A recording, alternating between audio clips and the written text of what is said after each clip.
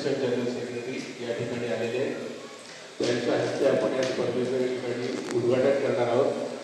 तत्पूर्वी त्यांनी या स्पर्धेसाठी हा हॉल उपलब्ध करून दिल्याबद्दल त्यांचे आणि त्यांच्या सर्व सहकाऱ्यांचे महाराष्ट्र कॅरम असोसिएशनच्या वतीने आम्ही मनापासून आभार मानतो.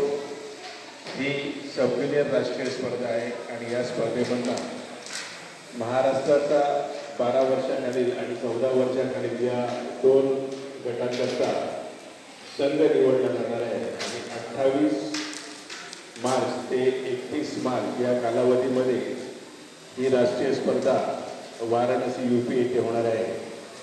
त्यामुळे अशा महत्त्वाच्या स्पर्धेला अतिशय कमी वेळात येथील ठाकूर आपल्या मुंबई जिल्हा कॅरम संघटनेचे उपाध्यक्ष यांच्या सहाय्याने आपण हा आम्हाला हॉल उपलब्ध करून दिला, त्याबद्दल आपले मनापासून आभार. मी आपल्याला विनंती करतो की आपण या ठिकाणी खेळाडूंना शुभेच्छा द्याव्या.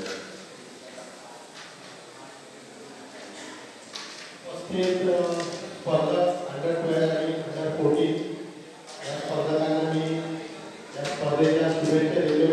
आपल्या परिवाराकडून तसेच आमचे सहकार्याकडून तुम्हाला शुभेच्छा. ॲक्च्युली आज बघायला खूप बरं वाटतं की लहान मुलं मोबाईल सोडून काहीतरी फिजिकल ॲक्टिव्हिटीज करतात आणि ह्या गोष्टीतून प्रत्येक म्हणजे आपल्या सोबतच्या आपल्या मित्रमंडळींनी पण हा विचार करायला पाहिजे की आपण किती वेळ मोबाईलमध्ये घालायचा आणि फिजिकल ॲक्टिव्हिटीजमध्ये किती घालायचा. कारण आमच्या वेळेला आम्ही हे सगळं काहीच नव्हतं. जे पालक आहेत त्यांना माहीत असेल की आपण मैदानी खेळत असत. जेव्हा बघा ते आपण मैदानावर असायचो. मग क्रिकेट असो, खो खो असो, कबड्डी असो, कॅरम असो, असं सगळं खेळ आपले फिजिकल ॲक्टिव्हिटीजमध्ये आपण बिझी असायचो. म्हणून तेव्हाच्या जी मुलं आपण बघितली ती मुलं सडपात्र असायची.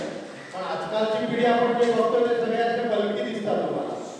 कारण ते नुसतं फास्ट फूड खाणं आणि सतत बसून आपला मोबाईलवर कुठला तो गेम खेळतो. तर मला खूप बरं वाटतं. यांना मी खरोखर धन्यवाद देतो की अशा पद्धतीने स्पर्धा नेहमी वारंवार करत असतात आणि यापुढे सुद्धा मी त्यांना आश्वासन देतो की जेव्हा केव्हा आमची गरज भासेल या हॉलची किंवा आणखीन कुठल्या मदतीची तर आमचा हात पुढे असेल तुमच्यासाठी. एवढंच बोलतो आणि मी माझे 2 शब्द संपवतो. जय महाराष्ट्र. इन्कलाब जिंदाबाद. मी विनय सावंत यांना विनंती करतो की कॅरम बोर्डची फीस आपण त्यांनी या स्पर्धेचं अधिकृत उद्घाटन झाल्याचं जाहीर करावं.